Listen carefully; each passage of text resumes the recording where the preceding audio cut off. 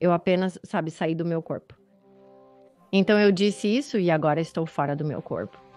E então meu primeiro pensamento flutuando, sabe, alguns pés acima do meu corpo foi de espera aí, como isso funciona? Como posso estar fora do meu corpo e ainda ser eu?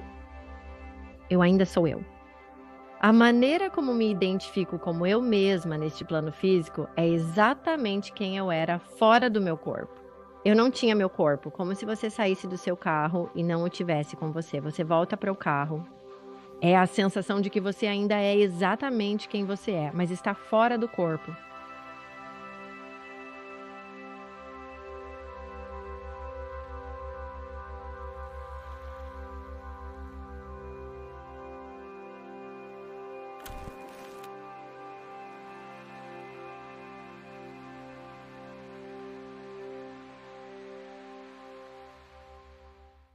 Olá, sou Kimberly. Hoje temos uma convidada incrível que estou ansiosa para que vocês conheçam. Antes de começarmos, se está gostando deste conteúdo, inscreva-se e ative o sino de notificação para não perder nossos vídeos empolgantes. Além disso, se quiser manter contato, temos uma incrível newsletter semanal, enviada todas as sextas pela manhã. Esta é uma edição super curta e doce, repleta de informações importantes sobre os acontecimentos atuais do nosso planeta. É super fácil se inscrever. O link está na descrição abaixo. É super fácil, super divertido. Acho que você vai adorar. Vamos começar. Hoje conversamos com a doutora Lotte Valetin. Doutora, seja bem-vinda. Muito obrigada por me receber. É um prazer. Estou tão animada para conversar com você porque há muitas partes muito interessantes na sua história.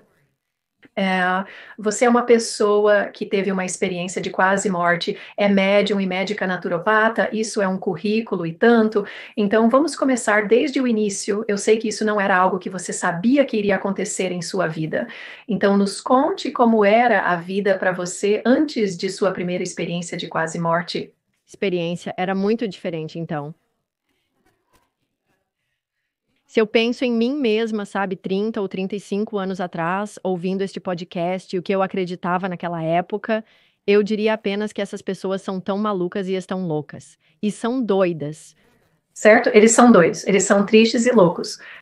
certo? Então, sim. Então, minha vida é muito diferente. Então, eu era completamente ateu. Eu cresci na Suécia, que fica no norte da Europa, na Escandinávia.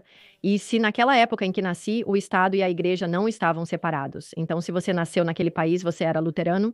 E a igreja é as pessoas que mantinham o controle de todas as pessoas. Nós tínhamos passaportes emitidos através da igreja. Uau! Até os anos 70, eu não acreditava em nada. Mas então algo mudou. Talvez não tenho certeza. Meu pai era médico, né, um clínico geral, minha mãe trabalhava, ela era como uma administradora de hospital. Eu tinha 3 irmãos mais velhos e meu pai tinha crescido indo à escola dominical. Desde que tinha 3 anos, ele conhecia a Bíblia de trás para frente, mas ele também não acreditava nela. E então, com essa casa muito científica, sabe, tudo era preto e branco, bem, ou está lá ou não está. Então foi assim que eu fui criada. Embora minha mãe fosse mais, sabe, mais espiritual e minha avó era, eu acho, uma médium, mas não falávamos sobre isso, então podemos falar sobre isso mais tarde. Mas então eu era muito científica e me casei e me mudei para os Estados Unidos e fui para a Universidade de Boston. Me formei em sistemas de informação de gestão ciência da computação na escola de gestão. Depois trabalhei para a IBM em Nova York como programadora e analista de sistemas. Ou seja, não há como ser mais racional. Você não pode ser mais convencional. Me diga os fatos. Vou organizar tudo em caixinhas. Beleza. Quer dizer, foi apenas uma perspectiva tão científica de como as coisas funcionavam no mundo para mim. E então eu tive meu primeiro filho, e tive meu segundo filho, e tive meu terceiro filho. Eu estava de licença, ficando em casa com as crianças, que eram todas pequenas.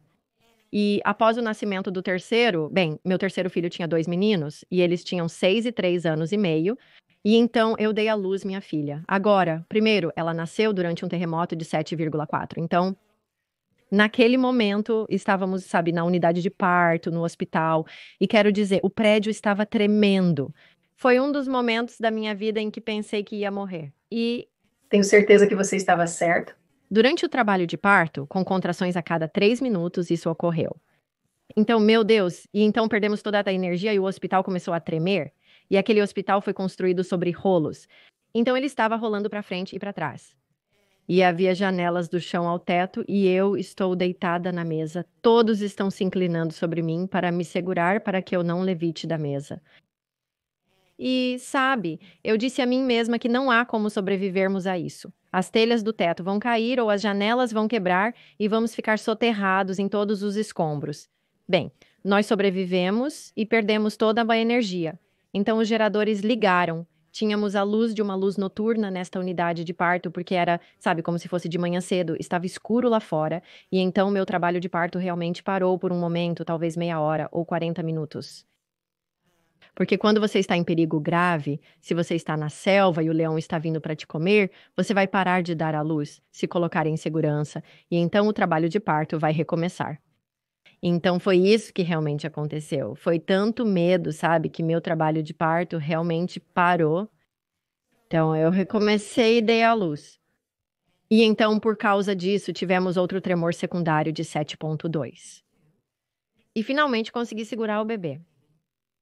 Eles me entregaram o bebê e eu gritei para o meu marido: pegue o bebê, pegue o bebê. Eu estava apenas arqueando minhas costas. Essa foi a primeira vez que tive uma hemorragia. Então, estamos correndo em um hospital que funciona com geradores. Então, tenho certeza de que eles não iriam me levar para fazer dilatação e curetagem ou algo do tipo. E eu não sei qual era o protocolo, porque isso foi em 1992. Fui internado e colocado no soro por cerca de 2 dias no hospital, enquanto eles verificavam se o sangramento havia cessado e se meu quadro estava estável. Fui demitido. 10 dias depois, meus amigos fariam um chá de bebê para mim no parque. Como eu tive uma menina após 2 meninos, todos estavam animados com isso. E eu fui ao parque, então senti que precisava usar o banheiro. Levei meus filhos ao banheiro e tive uma grande hemorragia com coágulo de sangue. Estamos falando de um punho do tamanho da mão de um homem grande. Era simplesmente enorme. Coloquei meus filhos no carro e disse ao meu amigo que tinha que ir. Não sabia o que estava errado, mas acabei de ter uma hemorragia. Dirigi de volta para casa. Meus pais da Suécia estavam visitando para ajudar com o parto, cuidar das crianças e tudo mais. Eles ligaram para o meu marido, que voltou do trabalho. Fomos para o pronto-socorro. Então fomos ao pronto-socorro e eles fizeram uma inspeção manual e disseram: bem, não está havendo muita hemorragia agora, mas vamos mantê-la em observação. Então eu fiquei por, sabe, 2 ou 3 horas, não aconteceu muita coisa. E eles me mandaram embora e disseram: poderia ter sido uma segunda camada que saiu, mas, sabe, foi apenas um trabalho de laboratório, sem ultrassom. Não houve nada para verificar uma infecção ou algo assim, foi só uma inspeção visual manual. Chego em casa e no dia seguinte, à noite, tenho hemorragia novamente. Eu vou ao banheiro e sai um enorme coágulo de sangue. Ligamos para o hospital e eu gritei para o meu marido que não voltaria se eles não fizessem nada. Era tarde da noite e eles disseram: ok, vamos levá-la ao médico onde você mora amanhã de manhã. Nós morávamos em Huntington Beach, Califórnia, na época. Então, na manhã seguinte, nós vamos ao médico, mesma coisa. Ele faz uma inspeção visual e diz que não está saindo muito sangue no momento e me manda embora. Naquela tarde, por volta das 4h30, eu hemorragia novamente. Então agora dissemos: ok, bem, esta é a terceira vez que temos que voltar.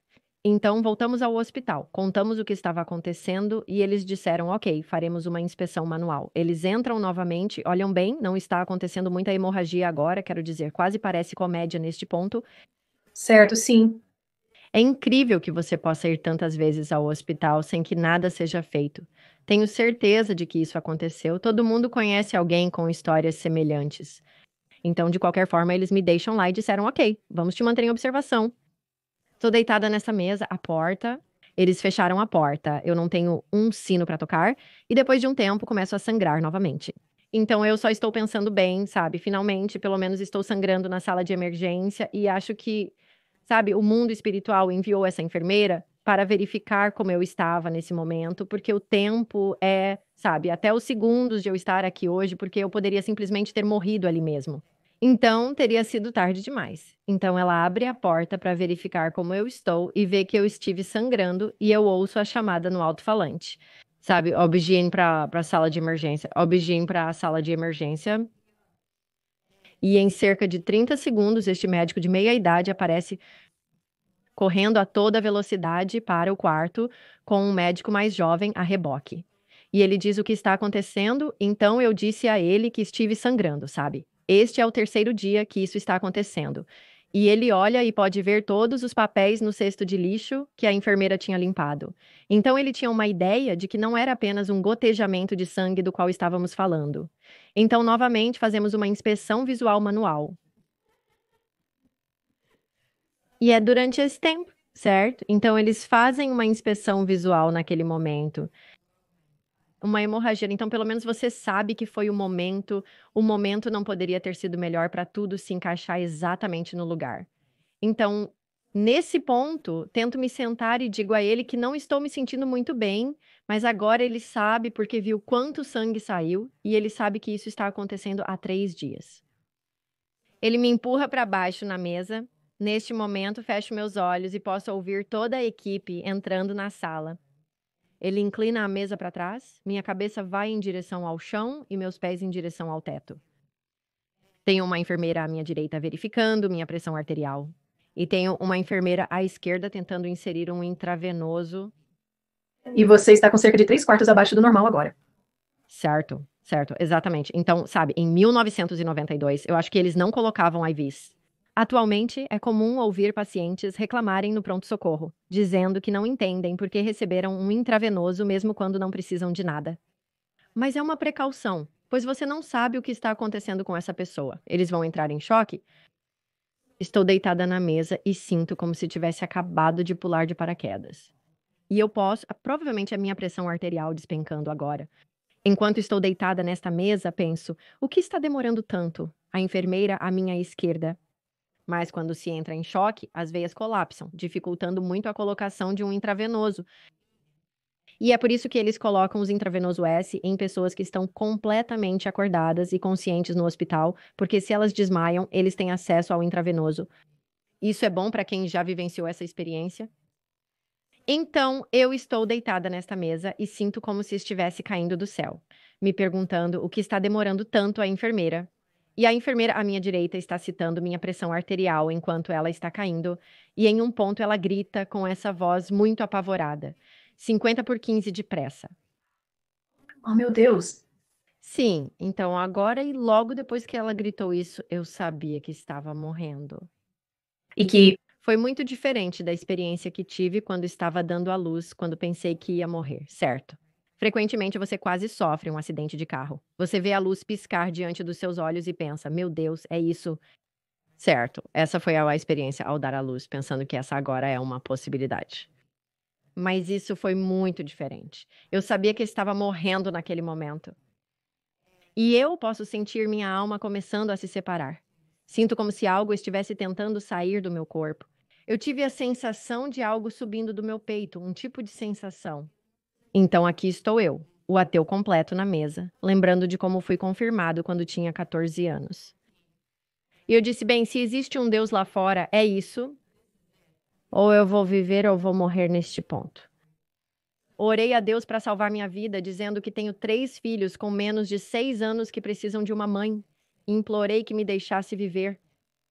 só informando caso você esteja lá.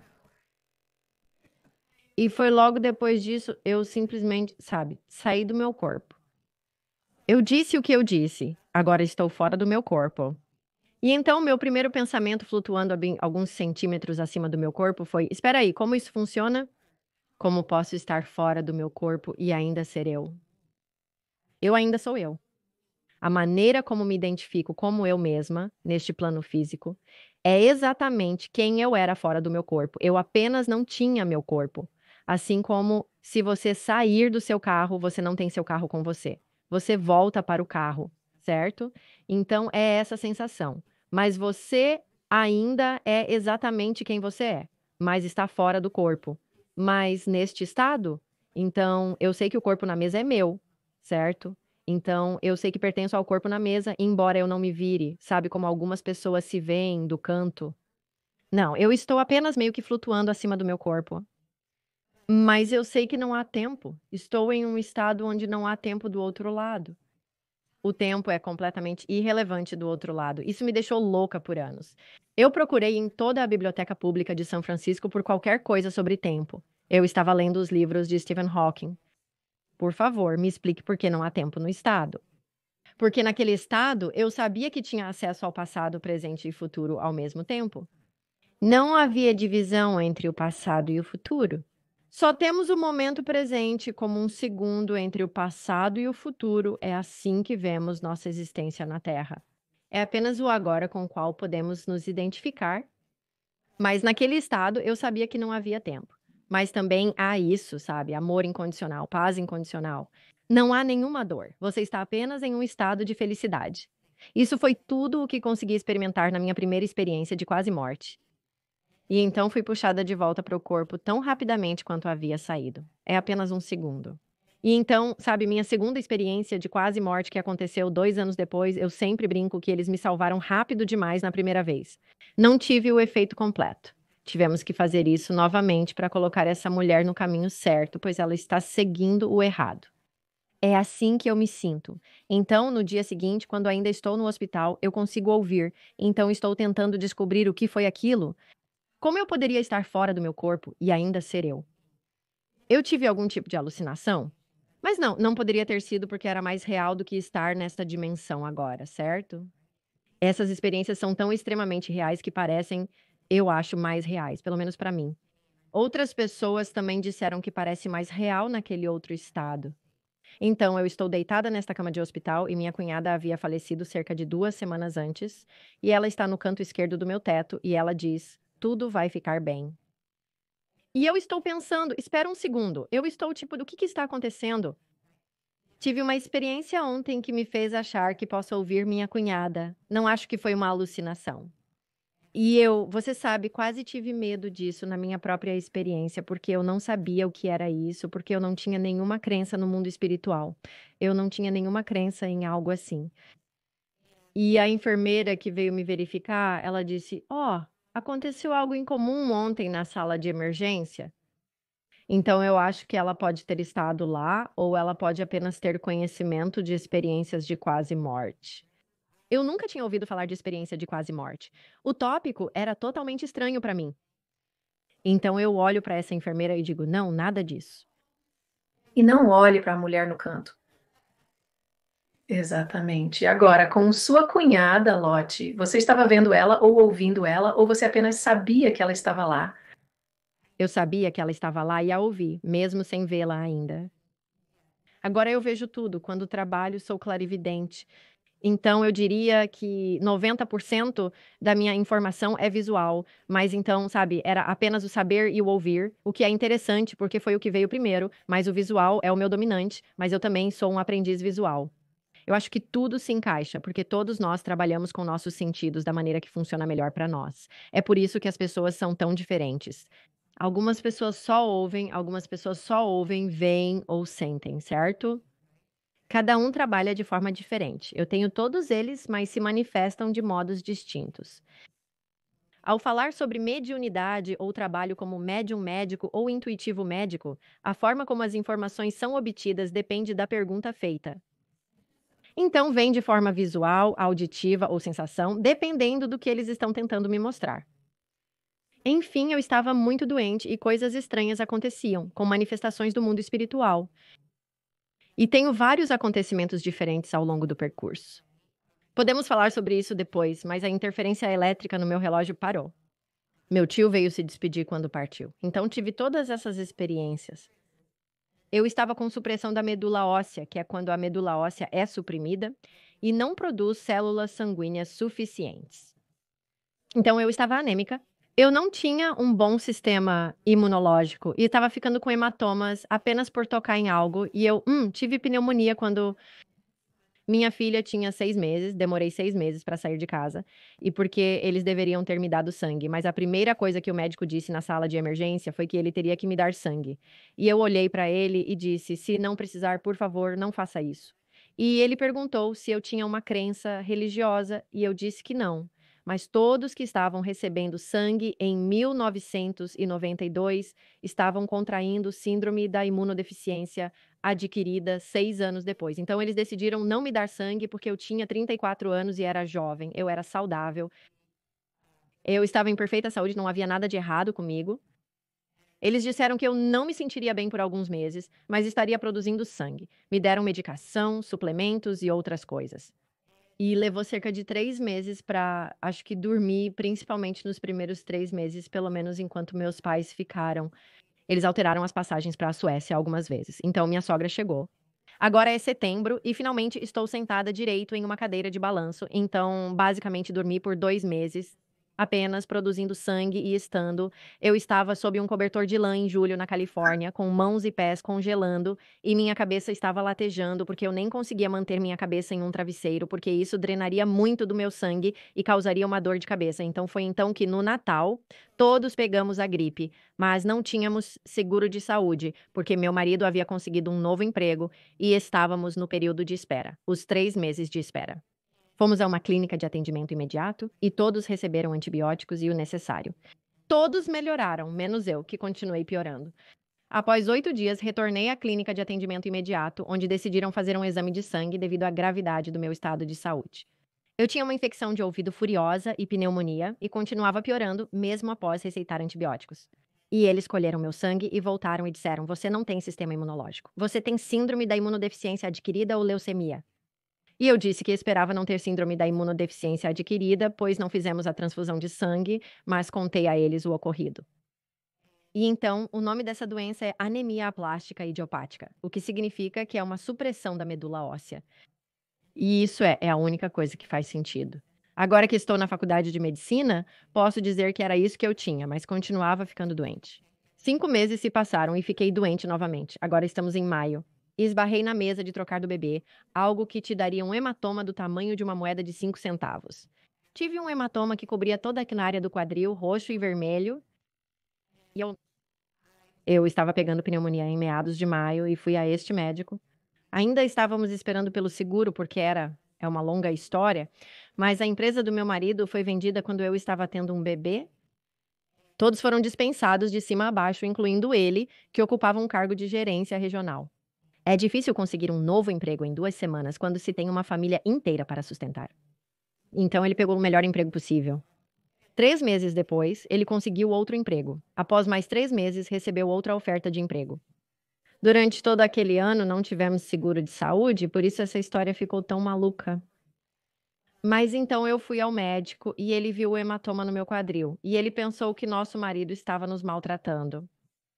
Ele arranca a camisa, mas não encontra nenhum hematoma. Olho para ele e digo que estou falando a verdade. Isso aconteceu comigo e sei que algo está errado com meu sangue. Meu pai era clínico geral, então ouvi todas as histórias médicas enquanto crescia. Mas eu disse: vamos ter seguro em 6 semanas, eu ainda estou aqui. Eu disse: por mais louco que pareça, coloquei meus filhos no carro e dirigi até aqui e entrei neste prédio com meus 3 filhos, certo? Algo que eu não conseguiria fazer há 6 meses. Então, mesmo que eu pudesse dizer que algo estava terrivelmente errado, ao mesmo tempo eu também sentia que estava melhorando porque eu tinha mais energia. Então, novamente, nós fazemos todos os antibióticos, inaladores e esteroides, você sabe.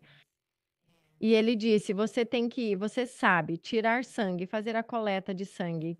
E eu disse: "Bem, eu não vou porque eles vão ver que é uma condição pré-existente e se eu piorar, eu vou. Mas se o medicamento funcionar, então eu vou apenas esperar". Então, finalmente, conseguimos seguro em 1º de julho, mas então essa é a condição, quero dizer. Então eu estou lutando com essa supressão da medula óssea, então eu tenho muito pouco sangue no meu corpo, então estou constantemente me sentindo fraca. E porque estou me sentindo fraca, quero dizer, pensando em como eu estava doente naquela época e a sensação da alma querendo partir. Então, e você sabe que eu sempre sentia quase como quando você monta um quebra-cabeça e a última peça não se encaixa e fica sobressalente e você meio que a empurra para dentro. Essa é a sensação de que é como a alma constantemente se separando do corpo. E eu apenas constantemente dizia para mim mesma: "Ok, nós não estamos partindo, estamos ficando. Então volte para o meu corpo", e essa era apenas a minha existência durante os primeiros anos. Nos primeiros 3 a 4 anos, eu não conseguia ficar em pé para cozinhar para meus filhos. Usava um banquinho na cozinha, sentava no fogão para fazer panquecas, uma existência difícil. Minha cabeça sempre latejava. Eu acordava no meio da noite, tirava a cabeça do travesseiro, sentindo que minha alma ia sair, que teria outra experiência de quase morte. Foi exatamente o que aconteceu. Então, uma dessas noites, acordo com a mesma sensação, mas era a minha existência agora, como você se acostuma. Está de uma certa maneira e então tiro minha cabeça do travesseiro pensando que vou fazer o usual. Mas como na sala de emergência, em um segundo você está no corpo, no seguinte não está. Sou puxada para fora, mas essa experiência é tão diferente. É como se o mundo espiritual dissesse para me manter doente por um tempo para podermos fazer isso de novo. Na segunda experiência, sinto como se estivesse rolando pela escuridão. Pense como Star Wars, uma nave espacial viajando pelo espaço. E eu chego a este lugar que eu chamo de estação intermediária, porque havia uma consciência, assim como quando você entra em um arranha-céu que tem 100 andares, você aperta o botão no 50º andar. Quando você sai no 50º andar, há andares abaixo e acima de você, mas você não sabe o que há nesses andares, embora tenha consciência disso. Era assim. Eu chego ao que chamo de estação intermediária, pois sabia que havia níveis abaixo e acima de mim. Eu também chamo de estação de retorno porque eles me mandaram de volta. É como, ok, você chegou aqui, mas não, você não vai avançar mais. É como se os seguranças te devolvessem para a terra. Então eu cheguei a este lugar que eu chamo de estação intermediária, mas eu ouço a música mais linda, essa música, você não pode fazer essa música no plano terrestre, porque eu sentei no nosso sintetizador por dias tentando criar um som que fosse semelhante à bela música que eu tinha ouvido. Mas você não consegue fazer porque é mais bonito do que isso. E eu olho para a minha direita e estou pensando, eu vejo essa pequena cabana de madeira, quase como uma sauna sueca, como uma pequena cabana de madeira. Então acho que a música deve estar vindo da cabana de madeira. Então eu abro a porta, olho para dentro, mas está vazio. Então eu olho para a minha esquerda e é uma imagem espelhada da mesma cabana de madeira. Eu abro a porta, olho para dentro, mas está vazio. Mas então eu me torno consciente desta luz crescente, quase como uma névoa que se aproxima, que tem um holofote sobre ela. Então é esse tipo de sensação de estar imersa na luz, certo? Mas quase como flutuando em uma nuvem que é iluminada por holofotes, então está apenas ao seu redor. E quando me viro para ver de onde está vindo essa música e o que é essa luz, o que vejo é um contorno de anjos na luz branca. E a música está vindo dos anjos, mas tenho total consciência porque ainda sou eu e vejo esses anjos e digo que não acredito. Anjos. Mas a música está vindo dos anjos, então é realmente engraçado como você tenta fazer sentido, mesmo nessa posição de sua própria experiência. Mas também há essa consciência dessa luz que é Deus, que é a fonte divina, que é quem somos, de onde viemos e para onde retornamos. Nós carregamos essa luz dentro de nós, nós somos essa luz. E essa luz é apenas amor. É amor puro e incondicional. Se você pudesse ficar lá para sempre, ficaria. Acho que é por isso que eles te mandam de volta. Então eu vi que algumas pessoas têm a escolha de ficar, mas isso é apenas pura felicidade, amor incondicional. Essa luz, isso é a fonte divina. Viemos dessa luz, mas então me tornei consciente de dois guias espirituais. O guia à minha direita fala com o outro à minha esquerda e diz: o que ela está fazendo aqui?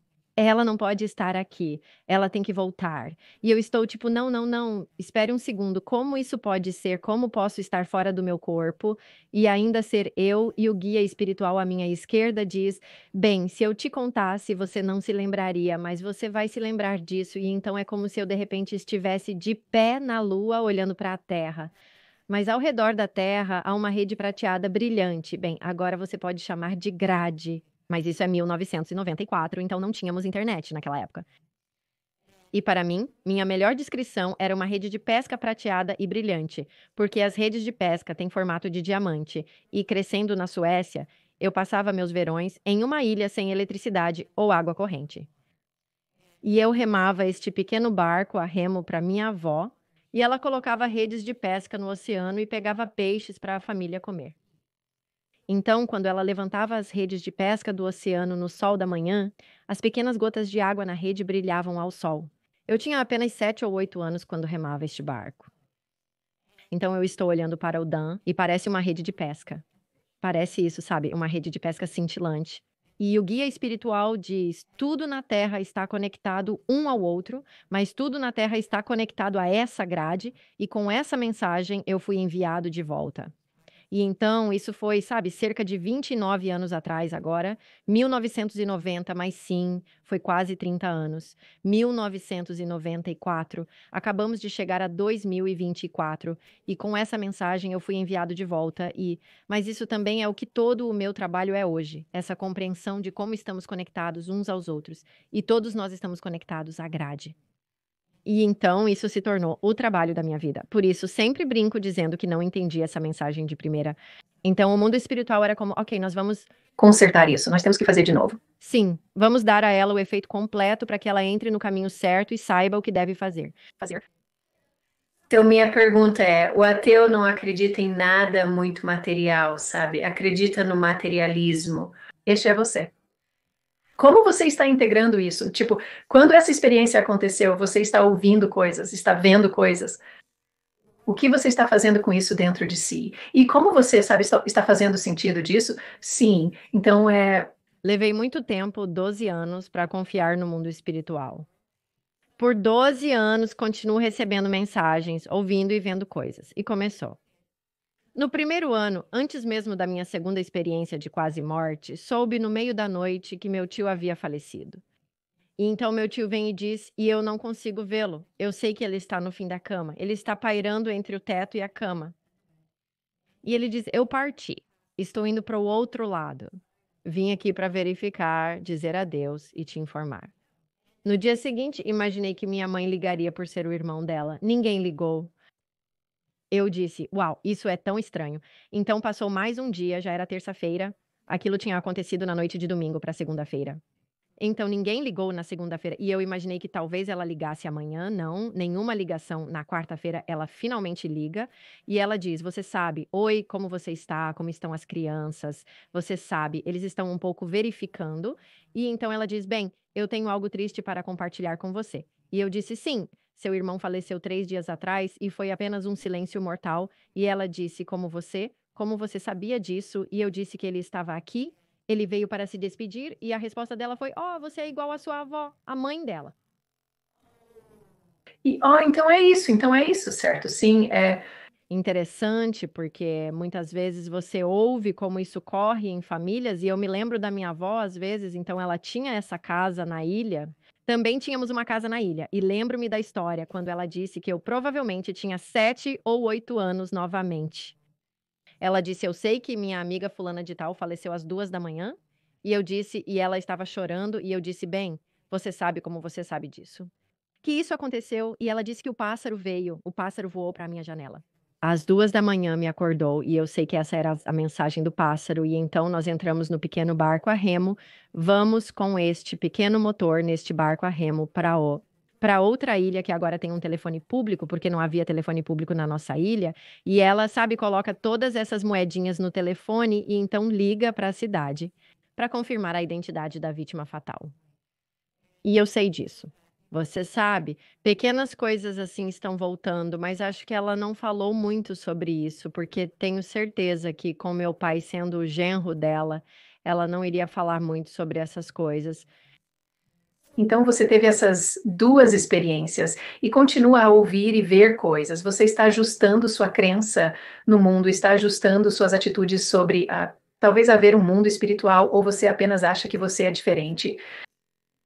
Certo. Então, sim, levou 12 anos, então essa foi uma das experiências, meu tio apareceu. Mas então eu comecei a ver coisas antes disso acontecer, e agora meus filhos provavelmente têm cerca de 10 anos. E então eu acordo de manhã e tenho 3 imagens, slides, meio que como um slide show. Vejo a porta da nossa van daquela época com um arranhão preto na lateral do passageiro. Em seguida, a próxima imagem mostra meus 2 filhos no carro. Minha filha está no banco traseiro e meu filho do meio está no banco dianteiro. E então a terceira imagem que eu tenho é que estou deixando um bilhete no para-brisa de um carro sedã preto. Fiquei chocado e disse aos meus 2 filhos que estavam no carro: "Vocês estão vendo o que eu estou vendo?" É isso que estamos procurando, certo? Onde isso pode acontecer? pois a maioria das ruas em que morávamos, fora de São Francisco na época, e meus filhos estudavam na cidade. Eles estudavam na escola de balé de São Francisco. Eu os levava para a cidade quase todos os dias. Estamos descobrindo que todas essas ruas são de mão única. Poderíamos ser atingidos no lado direito do carro, o que indica que devemos virar à esquerda com o tráfego vindo no sentido oposto. Durante a viagem para a cidade, houve apenas um cruzamento com tráfego vindo em sentido contrário, onde viramos à esquerda. Estou de volta. Chegamos ao semáforo. O nariz do meu filho está pressionado contra a janela. A costa está livre, mãe. Pode ir. E assim prosseguiu por aproximadamente 10 a 14 dias. Estamos todos nervosos. O que é isso? Isso é o acidente que deveria acontecer. Estamos na livraria de Walnut Creek, localizada em East Bay, São Francisco. E estamos saindo da livraria e havia esse grande caminhão descarregando livros e coisas para a livraria. E eu estou tentando me espremer nesta pequena e estreita rua antes de transformarem Walnut Creek em um grande lugar. Naquela época, era um lugar pequeno. Então eu estou tentando espremer meu carro para a rua. E enquanto estou virando à direita, eu raspo o carro que está estacionado com o meu no lado direito do meu. Carro era ele? Preto, era o sedã preto. Carol. Então, agora você sabe que eu saio do carro, olho para o arranhão e literalmente apenas jogo meus braços para o ar e olho para o céu e dou risada. Quero dizer, as pessoas que estavam apenas me olhando devem ter pensado que eu era apenas essa mulher louca que ri do acidente, mas eu estava apenas tão feliz em saber que estava tudo acabado. Todos estavam seguros. E era apenas cosmético, sabe, do arranhão. Mas lá estava eu, deixando o bilhete no para-brisa. Então você sabe, a razão pela qual eu sei, né? O mundo espiritual é muito real, é porque eu tive experiências pessoais, mas você nunca ouve falar de um médium que decide ser um cientista, certo? E sempre vai na outra direção e ninguém volta ao contrário. É um processo interessante, né? Especialmente para quem tinha nenhum sistema de crenças no mundo espiritual ou esse tipo de entendimento para ver como isso muda. E você sabe, eu entrevistei o Dr. Evan Alexander há algumas semanas. E o que ele diz é que, como neurocirurgião, se alguém lhe contasse sua história, ele acharia que essa pessoa estava louca e talvez a encaminhasse, sabe, para uma avaliação psicológica. Então é muito interessante para mim como você passou de ser uma pessoa muito baseada em fatos científicos para então decidir que você vai trabalhar como médium. Talvez você vá se tornar um médico naturopata. Então, qual foi essa progressão? O que veio primeiro, ser médium ou ir para a escola para ser um naturopata? Então, a parte de ser médium veio primeiro porque eu estava recebendo todas essas mensagens, certo? Então, eu comecei a ser muito científica. É por isso que eu acho que demorei tanto, porque eu precisava de provas repetidamente. E eu escrevia as coisas porque recebia uma mensagem e começava a anotá-la em um livro. E eu diria, sabe, este é o meu sonho, esta é a minha visão, isso é o que eu ouvi, isso é o que eu vi. E então, quando essas coisas aconteciam, eu podia voltar e dizer, ok, eu anotei. Não é um déjà vu. Certo, eu escrevi, está bem ali. Certo. E então eu tive que provar para mim mesma que não era um déjà vu, porque eu estava constantemente tentando explicar como uma coincidência e déjà vu, e isso não pode estar certo. Mas então, quando eu comecei, sabe, a ter essas experiências cada vez mais, e eu tive uma que foi uma visualização remota dos meus filhos. Então eu vi novamente os mesmos 2 filhos, mas agora eles estão mais velhos. Minha filha tem cerca de 13 e 14 anos. Meu filho tem carteira de motorista, então ele tem cerca de 16 anos. Estou em casa em East Bay, São Francisco, a cerca de meia hora de carro da cidade. Estou a caminho da cozinha para, sabe, eu disse: "Ok, eu deveria começar a preparar o jantar". E então, sabe, quando eles chegam em casa, todo o preparo já está feito. Então estou a caminho da cozinha e de repente é como se eu estivesse parada na rua em São Francisco e vejo meus filhos no carro. Vejo meu filho sentado, em um semáforo, tentando fazer um retorno na Embarcadero em São Francisco, e ele está esperando o semáforo ficar vermelho, e ele vai seguir direto quando estiver amarelo, e está prestes a virar à direita, ele vai jogar o carro ao redor, vejo o tráfego que vem do outro lado, há um caminhão, e o caminhoneiro está pensando que vai conseguir passar antes. O caminhão, em vez de parar no sinal amarelo, acelera. Meu filho pensa que ele vai parar, contando com isso, mas o caminhão não para, e sim acelera. Então ele vira o carro ao mesmo tempo que o caminhão acelera e é como se eu estivesse na rua e estivesse vendo isso acontecer na minha frente. E eu posso ver o caminhão literalmente a 1 centímetro da traseira do carro do meu filho.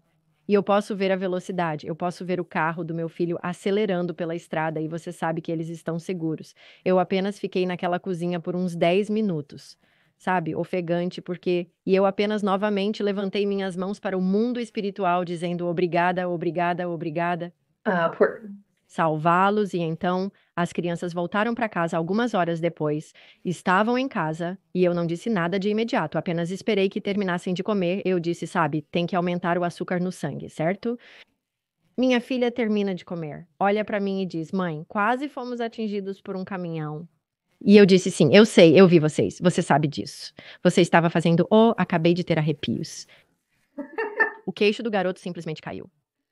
E você sabe que isso também significa que todos nós estamos conectados. Todos nós estamos conectados aqui na Terra, e esse vínculo que temos, sabe, entre uma mãe e um filho, ou outros entes queridos, quero dizer, estamos tão conectados a isso. Somos como dois pequenos ímãs. Você pode facilmente sintonizar nisso. Em uma situação onde há perigo, não? Assim como as mães sabem quantas histórias você já ouviu, onde Sim, você simplesmente sabe. criança para ficar em casa da escola, e então algo terrível aconteceu, porque eles sabiam, mas não o que era assim. E isso é essa interconexão que todos nós temos. Então, Foram 12 anos desses tipos de experiências. Mas depois de 12 anos, agora, quero dizer, neste ponto, eu sabia que podia confiar no mundo espiritual porque não importava.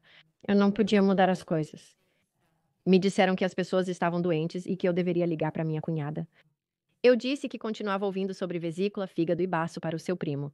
Sabíamos que ele tinha acabado de tirar o apêndice enquanto estava na faculdade. E minha filha olha para mim e diz: "Bem, é melhor ligar para a tia". Então eu ligo para a tia e digo: "Ei, você já voltou para casa?". E ela diz: "Sim, acabei de chegar em casa. Você sabe, ontem você sabe como está o seu primo ou o seu filho bem? Você sabe que ele está ótimo, ele saiu do hospital, ele está em casa agora". E eu disse: "Olha, eu continuo ouvindo o nome dele em vesícula, fígado, baço". Então ela liga para ele e pergunta, né, como você está se sentindo. E ele diz: "Bem, depois que você saiu, eu piorou". Então ela volta para um avião, baseado no que eu ouvi, ela apenas volta para a cidade de Nova York, volta para um avião, voa de volta para o Colorado e ele é hospitalizado, porque se descobriu que ele tinha contraído uma infecção na vesícula e eles tiveram que remover a vesícula e então ele é liberado disso. E então, literalmente, 2 meses depois, ele sofre um acidente, com seu cavalo e ele perde o baço.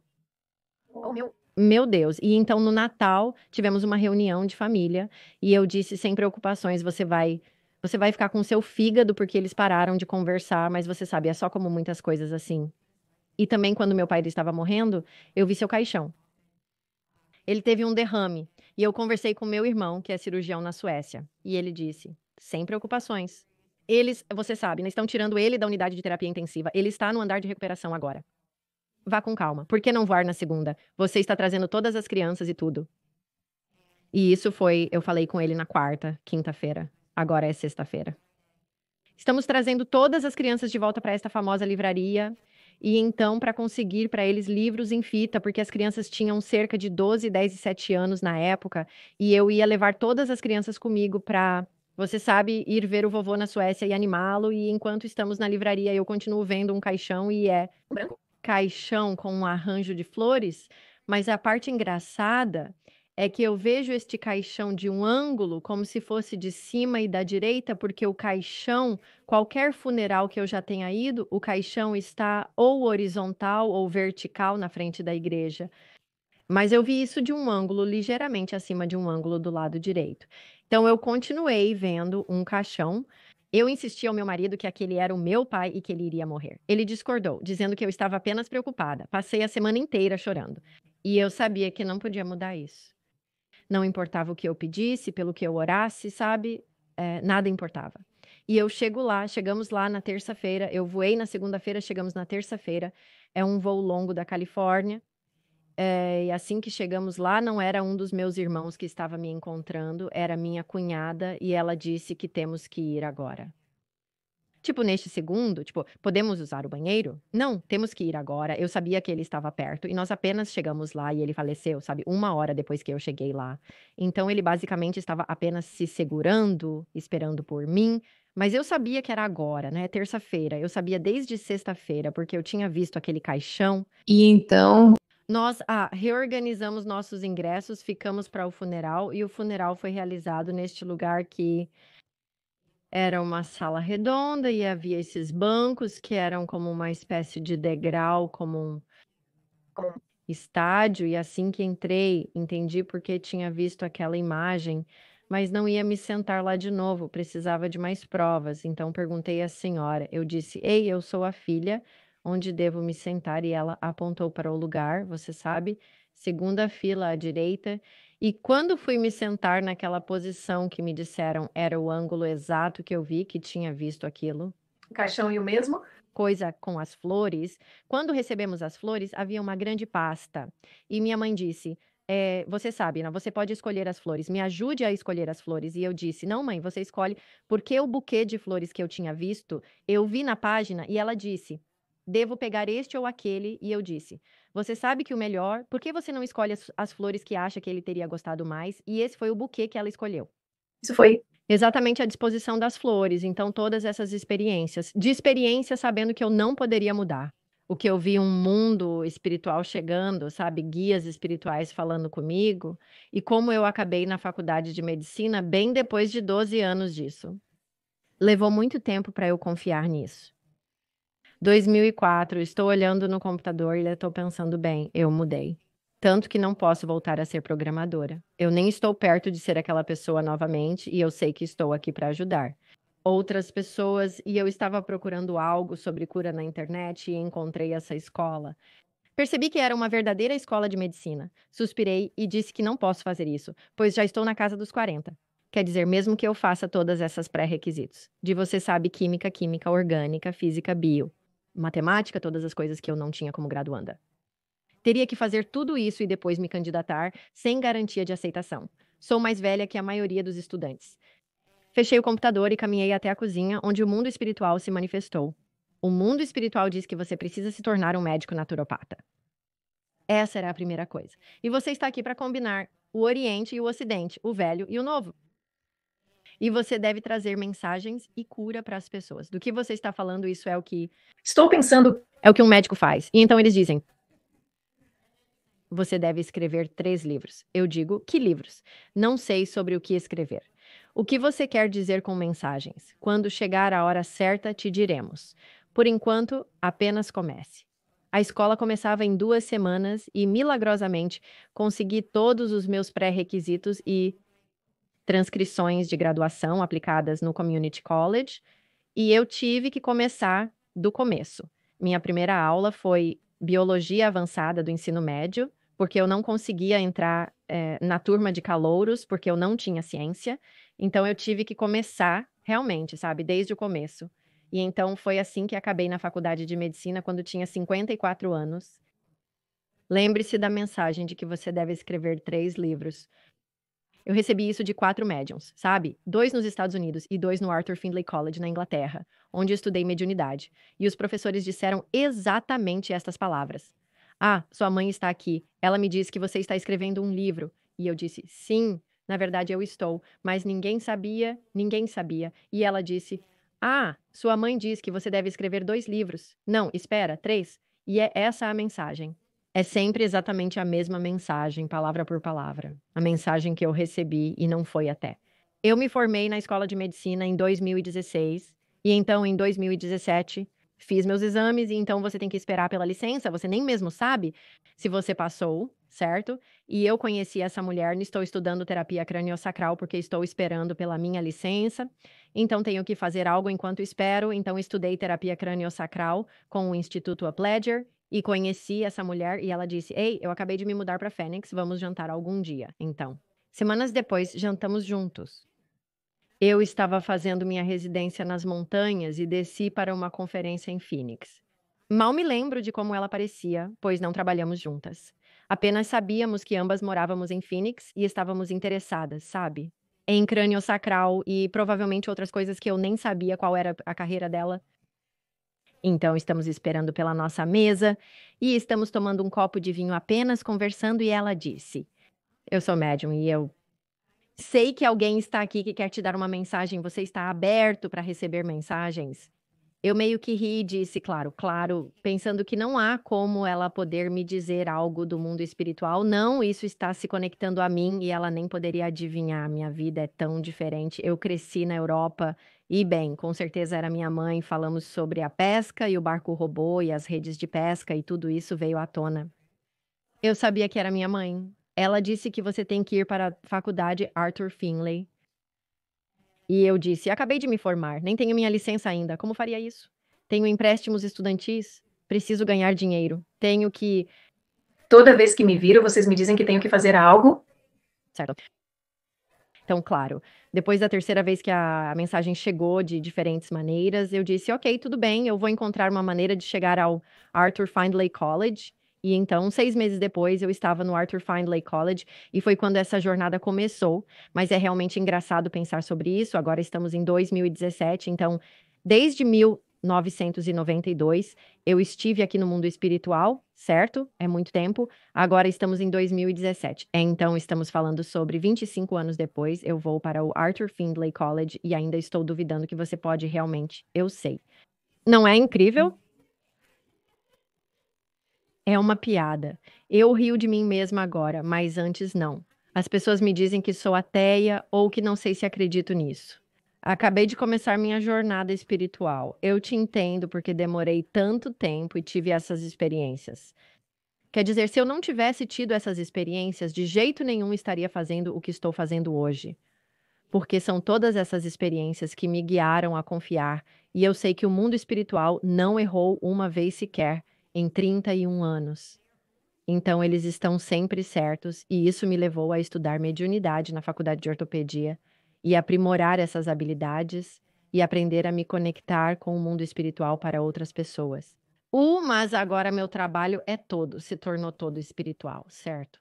Não é possível desligar isso agora, pois já se passaram 31 anos conversando com o mundo espiritual. Então eu trabalho muito como intuitiva médica ou médium médica. Eu trabalho com cura ancestral e também faço leituras mediúnicas evidenciais para as pessoas. Além disso, realizo uma sessão muito divertida com mensagens dos seus guias espirituais. Isso é ótimo para quem está se questionando se está no caminho certo, se está fazendo a coisa certa.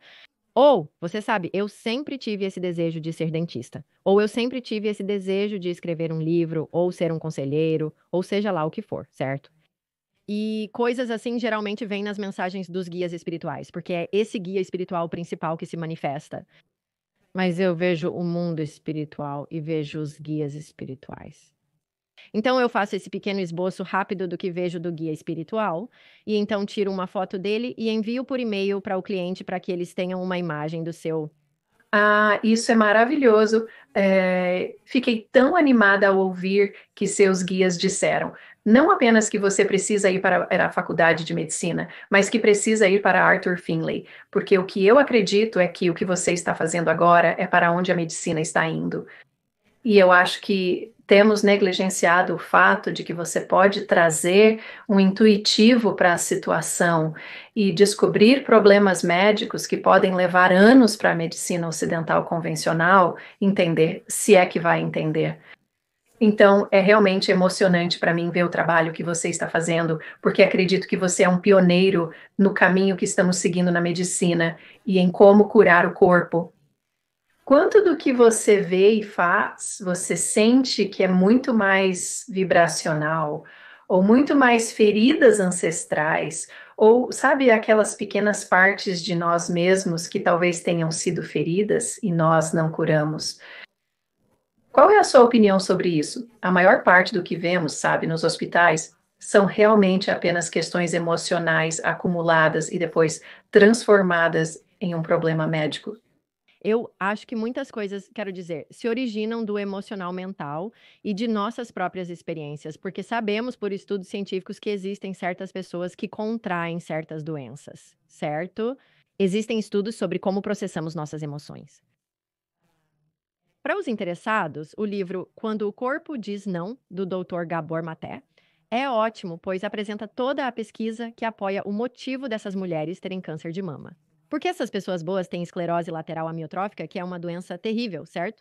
Ele menciona a pesquisa realizada sobre como essas pessoas processam suas emoções. Então, existe um componente emocional ligado à sua doença? Eu acho que em algumas circunstâncias, sim. Mas também existem coisas com as quais nascemos, é a maneira como o tecido é formado enquanto você está sendo criado como um humano no útero. E a formação desse tecido pode causar problemas futuros, como defeitos no DNA, correto? Mas então também temos a ferida ancestral. E então nos sintonizamos, assim como vi com a grade ao redor da Terra, tudo está conectado um ao outro.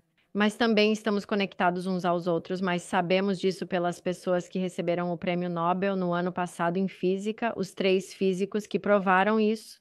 Se você tem um par de átomos, vamos chamar de par A de átomos. E então temos o par B de átomos. Agora, um dos átomos do par A encontra um dos átomos do par B, certo? E então agora eles estão emaranhados porque se encontraram, mas os 2 itens que ficaram para trás, o 1 do A e o 1 do B, que não se encontraram, também estão emaranhados agora. Então, o que que ia acontecer com o átomo B vai afetar o item A e vice-versa, porque um dos pares se encontrou, certo? Mas é o mesmo com os ancestrais. Então, todos nós estamos conectados aos nossos ancestrais através do que eu chamo de grade, certo? Porque é isso que eu vi a grade invisível, mas também sabemos que o trauma é passado no DNA. Oh, interessante. Sim, então há um ótimo estudo que foi feito em 2013, o Herança Epigenética do Condicionamento do Medo do Odor Ancestral, onde eles pegaram os ratos machos e apenas os ratos machos e os expuseram a um cheiro de flor de cerejeira, deram um pequeno choque elétrico toda vez, e então agora eles temiam o cheiro de flor de cerejeira. Então eles pegaram o esperma dos ratos, inseminaram artificialmente as ratas fêmeas, então elas nunca nem se encontraram. E esses pequenos ratos bebês, eles temiam o cheiro de flor de cerejeira, porque Não é selvagem. Eles. nunca sequer conheceram os próprios pais, não é? Ninguém nunca. Conheceu e é transferido no DNA. E sabemos pelos sobreviventes do Holocausto que o DNA recebe isso, até mesmo identificaram genes como o gene FKB5, acho que foi um dos primeiros, e como isso é transferido para baixo, então o trauma que essas pessoas experimentaram muda o DNA, certo? Suas experiências alteram sua epigenética. Então você vai ligar o interruptor, assim como você poderia ter um DNA ruim, mas não o gene BRCA para o câncer de mama, por exemplo. As pessoas conhecem isso. Carregar o gene não significa que você terá câncer de mama. Também é necessário ter as circunstâncias que o ativam. Então, só porque algo está no seu computador ou disco rígido, não significa que você vai usá-lo. É necessário um software para ativá-lo, certo? O mesmo acontece conosco. Precisamos da experiência do software para ativar nossa epigenética e então ligar essas coisas. Então, só ter o gene não significa que algo vai ser ruim. É possível que um gene ruim nunca seja ativado, correto? Então, sempre há essa parte epigenética que vai ligar as coisas. Mas é assim que estamos, interconectados uns com os outros. Não importa, você pensa que está separado, mas é uma ilusão. Não estamos. Separados, estamos todos na mesma sopa juntos. E quanto mais compaixão e amor pudermos ter uns pelos outros, mais vamos nos curar, mais nunca é apenas uma coisa, certo? Então não são apenas as emoções e não é apenas o DNA, não é apenas a ferida ancestral, é sempre uma combinação de tudo acima. Então, quando as pessoas dizem que são muito espirituais e sabem que podem curar isso, isso é ótimo. Sabe, vá fazer todas essas coisas porque definitivamente vai ajudar e não vai te prejudicar, fazendo todo esse processamento mental e emocional, orando e sintonizando, seja lá o que for. Mas sempre digo: não coloque todos os ovos em uma cesta, pois não sabemos qual bilhete você tirou para esta vida. Talvez você seja aquele que vai se curar com quimioterapia, mas seu amigo vai se curar com suco de cenoura. E a próxima pessoa vai se curar através de alguma experiência meditativa, onde eles têm uma experiência espiritualmente transformadora. Não sabemos qual bilhete estamos segurando porque fomos cegados. Temos essa venda nos olhos. Não podemos ver isso, certo? Sempre digo às pessoas: faça tudo que possa funcionar para você. Não coloque todos os ovos na mesma cesta.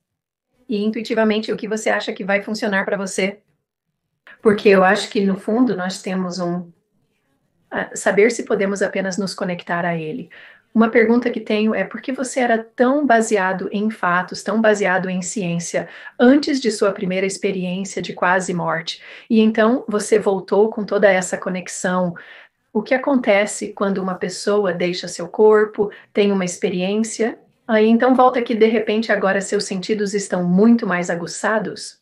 Por que você acha que isso acontece? Há várias coisas diferentes acontecendo, né? Especialmente do ponto de vista médico. O polivagal. Quando você sofre um trauma, isso afeta seu nervo polivagal. Todos nós nos reajustamos durante a pandemia, adaptando o nosso sistema nervoso, pois é, O que o estresse, certo? Sim. Então, não de uma boa. maneira, sim. E então você se torna muito hipervigilante, sabe? Se você é uma criança que vive em um lar abusivo, terá antenas na parte de trás do pescoço. Você se sente como se estivesse andando em ovos o tempo todo. Então você vai ser muito empático. Você está constantemente conectado com as pessoas ao seu redor, não é? Muito comum com pessoas que são empáticas é que elas tiveram algum tipo de infância traumática onde tinham que estar sempre alertas. Pode ser na escola, no ambiente escolar, no ambiente em casa, no ambiente da babá, mas eles tinham que estar muito, muito conscientes. Eles se conectaram com as emoções e sentimentos alheios, desenvolvendo uma sensibilidade adicional. Pequenos radares. Certo? Para escanear o ambiente deles. Então, pessoas que têm experiências de quase morte também, elas geralmente vêm de algum tipo de trauma.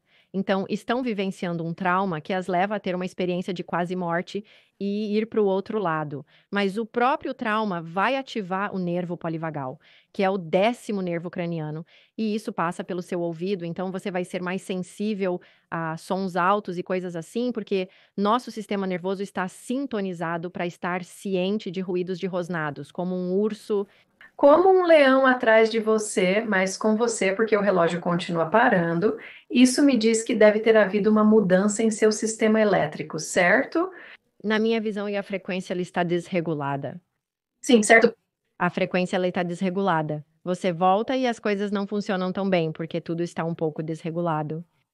Certo? E é assim que eu vejo isso. Quando se trata do "ó, meu relógio está parando". Você sabe que funcionou por 5 dias, e então eu nem consegui um novo relógio, me levou 9 meses, antes que eu tivesse forças para conseguir um relógio. E então eu comprei um novo relógio e ele parou, eu o levei de volta à loja. E eles olharam para mim, nós não recebemos nenhum outro relógio de volta. E eu disse: "Eles disseram para escolher um novo relógio". Peguei um novo após 5 dias, ele parou. Levei de volta e estou pensando novamente.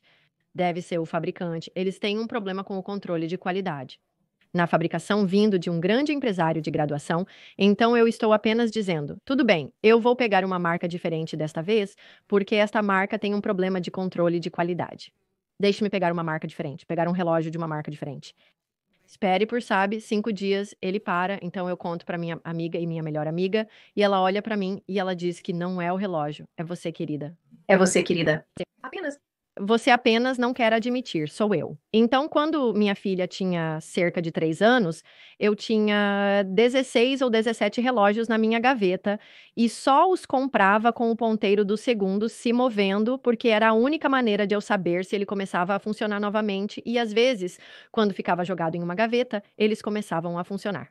Então eu pegava o relógio um após o outro. Ah, este está funcionando, então vou usar este, e eu o usava novamente por uma semana ou 2. E então parava, e eu procurava na gaveta por outro relógio. E então era apenas essa rotação constante. E me levou 12 anos para que meu relógio funcionasse exatamente, quase no dia, 12 meses. Então, após 1 ano, eles funcionavam cerca de 1 mês por vez, 2 anos, 2 meses, 3 anos, 3 meses, em média, assim, até os 12 anos. Aos 12 anos eu disse: "Finalmente consegui, me curei". Foi em 2004 quando recebi as mensagens de que tinha que ir para a faculdade de medicina. De repente tudo mudou. Então, agora que você é um médico naturopata, você trabalha como médium. Me conte um pouco sobre sua prática. Você trabalha principalmente com pessoas que têm condições médicas? Você é principalmente um intuitivo médico? Como isso funciona? E que habilidade legal de se ter, poder conversar com alguém e dizer, sabe, você pode querer verificar seu fígado e seu baço. Certo, certo, sim. Então eu realmente trabalho principalmente online agora e trabalho como consultora de saúde remota e intuitiva médica, onde trabalho com pessoas de todo o mundo e geralmente são as pessoas que caem nas rachaduras porque temos a tendência de pensar que quando ficamos doentes, vou ao pronto-socorro ou vou ao médico, eles vão descobrir o que está errado comigo. Deixe-me dizer a você que não é assim. Olha o que aconteceu com você, mas você continuou voltando. É uma arte, é muito uma arte, e há muitas, muitas vezes em que as pessoas são enviadas para o pronto-socorro. Eles voltam para o pronto-socorro repetidamente, cerca de 3 ou 4 vezes e continuam caindo pelas frestas, porque os testes que temos não vão testar muitas coisas. Eu acabei de trabalhar com alguém na Espanha outro dia e essa pessoa tinha um problema endócrino onde estava produzindo muito de um hormônio e sabe, na noite anterior eu sempre faço isso, sempre digo ao mundo espiritual antes do cliente aparecer na tela. Na noite anterior eu pergunto ao mundo espiritual: "OK, essa pessoa com quem estou trabalhando tem intuição médica. O que há de errado com ela?" E então vejo o que o mundo espiritual me diz. Agora escreva isso e você sabe, sempre preciso sobre o que está errado com essa pessoa. Você tem Bons guias. Certo, você tem alguns guias de primeira linha lá, então eu ouvi, então esta é a noite.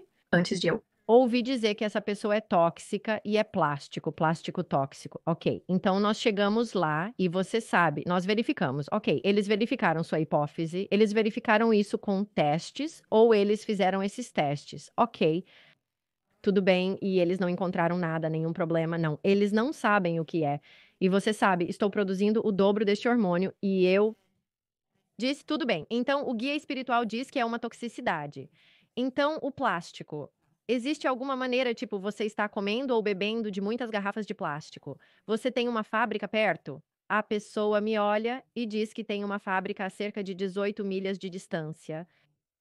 Eles queimam coisas o tempo todo e quando eu varro meu apartamento, né, há toda essa poeira e quando eu estou Terminado. varrendo, parece uma bola de plástico. E ele diz: "Eu posso ver todas essas pequenas fibras de plástico". E ele disse: "Muitas pessoas nesta aldeia dizem que essa cidade está contaminada". Metade diz que a cidade não está contaminada. Eu disse que sim, porque eles não têm sintomas, mas a outra metade tem. Pense na coronavírus como exemplo. Algumas pessoas testariam positivo e a família inteira ficaria doente. Eles estão apenas andando por aí se sentindo ótimos. Eu tenho um pequeno resfriado, talvez, certo? Muitas pessoas estão lutando pela vida na emergência, independentemente da doença ou intoxicação. Algumas pessoas têm uma via de desintoxicação eficiente. Pense nos fumantes que nunca desenvolvem câncer de pulmão, por exemplo. Algumas pessoas fumam por toda a vida e morrem de ataque cardíaco aos 95 anos, não é? E então alguém Outra pessoa fuma e morre aos 42 anos de câncer de pulmão, certo? Mas, novamente, depende do seu DNA, do que você incorporou, das suas vias de desintoxicação e tudo mais, certo? Mas as mensagens que recebo dos guias espirituais, sempre confio nelas e às vezes as pessoas aparecem na tela e eu digo: sei que você está falando sobre alergias, mas por acaso você tem ciclos menstruais realmente dolorosos? E elas são como sim, blá blá blá, eu sou como. Eles estão me dizendo que esse é o problema subjacente e agora entendo por que você está falando isso. sobre alergias. Está relacionado a isso desta forma. É um Muito, é muito único. Você tem um tão Nicho pequeno único, quero dizer, é fascinante, porque eu tenho o conhecimento médico. para entender. Às vezes o mundo espiritual apenas me dá um diagnóstico e tenho que dizer: "Ok, o mundo espiritual me diz que você tem essa doença", e eles apenas me olham como se eu fosse louco. Eu descrevo os sintomas de algumas doenças e pergunto se a pessoa os tem. Quando ela confirma, eu digo que é exatamente isso. Sim, sim, então O interessante é que todos nós temos a capacidade de nos sintonizar com o mundo espiritual através do trabalho. Eu Sei. E isso tem sido suprimido, ó, sim. pelo mundo ocidental, porque O que é uma conversa completamente diferente, sim. É como se todos estivéssemos conectados, mas a supressão tem sido pervasiva e intencional. Sim, sim, tem sido sim, mas estamos acordando agora, estamos acordando sim, e eu sinto que você é um símbolo disso, porque quando ouvi sua história, eu disse: ela está na vanguarda de para onde a medicina vai. Isso será absolutamente normal. Então, acho que você precisa se juntar à Associação Médica Americana e começar algumas lições ou treinamento para eles. Sim, eu acho que está chegando, certo? Sim, e eu acho que você vai. sincronizar isso? Sim. E você está liderando a carga. Você é uma das pessoas liderando a carga. Eu acho isso fascinante. Que missão legal você tem nesta vida. Sim. E isso tem sido fascinante. Onde podemos saber mais sobre você? Se você for ao meu site, provavelmente é o mais fácil, é drlotte, então drlotte.com. E lá você pode ver todas as diferentes sessões espirituais que eu ofereço individualmente e quaisquer aulas futuras que eu estou ensinando, e então também a newsletter. Assine a newsletter para que você possa se manter atualizado, e a cada 2 semanas eu lanço um podcast em que você sabe, eu entrevisto pessoas no meu podcast e é tudo sobre ajudar outras pessoas a se curarem. Então pode ser qualquer coisa, desde um médium ou um xamã, até um médico, até um acupunturista. Eu poderia ser quase qualquer coisa, mas são as coisas que eu vejo até mesmo cirurgiões, coisas que eu vejo cair pelas frestas. Eu tento trazer essas pessoas para o meu podcast para ajudar a divulgar essa informação para pessoas ao redor do mundo, para que quando ouvirem, talvez seja para eles ou talvez para um ente querido, então eles podem descobrir que ouvindo essas conversas, sabem onde procurar ajuda. Você está fazendo um ótimo trabalho, doutor. Obrigada por tudo. Espero que volte nos visitar um dia. Ah, eu adoraria, sim. Ok, muito obrigada pelo seu tempo hoje. Espero que você tenha gostado deste vídeo. O próximo é muito bom. Você pode gostar deste também. Qualquer um deles pode ser perfeito para você. Antes de sair, inscreva-se.